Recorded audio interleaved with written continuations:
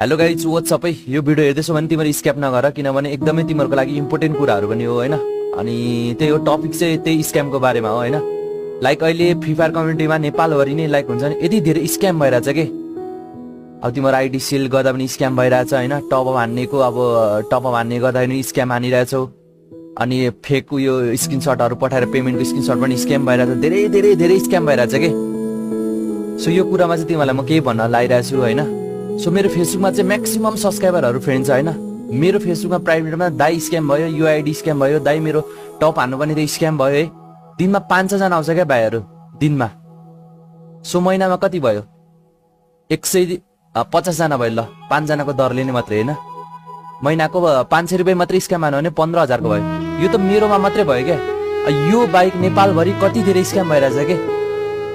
अब फेरि यो स्क्याम हान्ने ठुलो पनि हैन। लाइक मलाई जहाँसम्म लाग्छ फ्री फायर खेल्नेहरू